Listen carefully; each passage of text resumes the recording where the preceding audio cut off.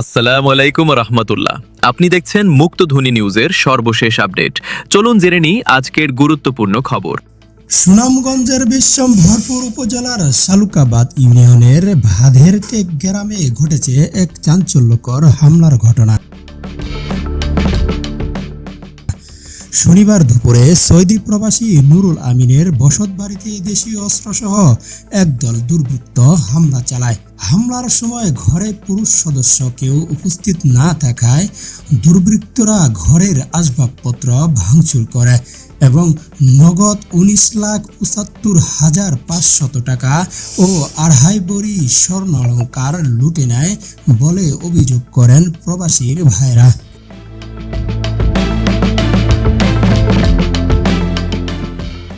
স্থানীয় সূত্র ও পুলিশের তথ্য মতে জানা গেছে, সম্প্রতি প্রবাস ফেরত নুরুল আমিনের কাছে এলাকার প্রভাবশালী একটি পক্ষ নিয়মিত 2 লাখ টাকা চাঁদা দাবি করে আসছিল। তিনি চাঁদা দিতে অস্বীকৃতি জানালে প্রতিপক্ষ নেতৃত্বে সাবুল্লাহ মিয়া, রজব মাস্টার, কামরুল মিয়া, মনির মিয়া, আজাদ মিয়া, ফরহাদ, ইমন ও মামুন সহ একদল লোক পরিকল্পিতভাবে এই হামলা চালায়। নুরুল আমিন জানান, আমি বিদেশ থেকে আসার পর থেকেই আমাকে ভয়ভীতি ও চাঁদা দাবিতে হয়রানি করা হচ্ছিল। শেষমেশ আমার বাড়িতে হামলা করে সব লুটে নেয়, এমনকি একটি মোটর সাইকেলও ভাঙচুর করে। আমি প্রশাসনের কাছে দোষীদের দ্রুত গ্রেপ্তার ও দৃষ্টান্তমূলক শাস্তির দাবি জানাই। নবীর হোসেন, তারপরে রজব মাস্টারের ছেলে।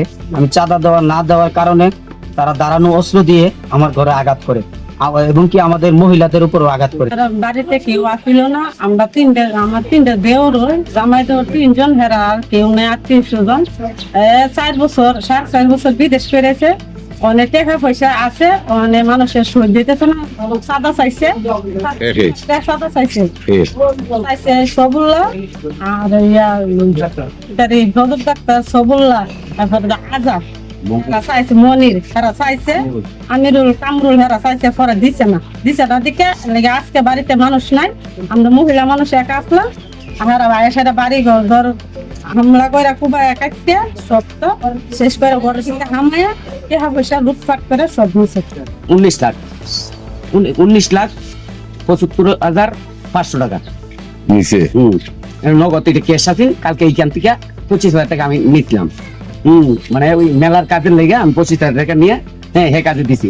এখানটা বেড়া ডুলা করে তারা দেখছে, দেখে আজকে মানে অনেক কোনো দরবার নাই, তার সাথে কিছু নাই, ওনার টকায় কুবায়া হামলা দিয়া টাকা পয়সা। তারা প্রোগ্রাম করছে, মিটিং করছে, মিটিং এ বলছে যে আজকে আমাদের বাড়ি হামলা দিব এবং টাকা গণার সময় তারা কয়েকজন মানুষ দেখছো। এটা আমি কর্তৃপক্ষের কাছে জোর দাবি যে আমরা এখানে 3টা ভাই হই, তারা যে ভাবে অত্যাচার করছে তার জোর দাবি বিচার চাই আমি।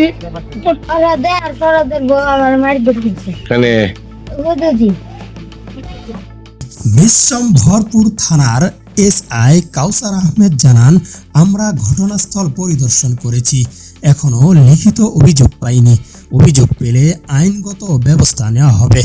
অন্যদিকে অভিযুক্ত পক্ষের রজব মাস্টার হামলার অভিযোগ অস্বীকার করেছেন।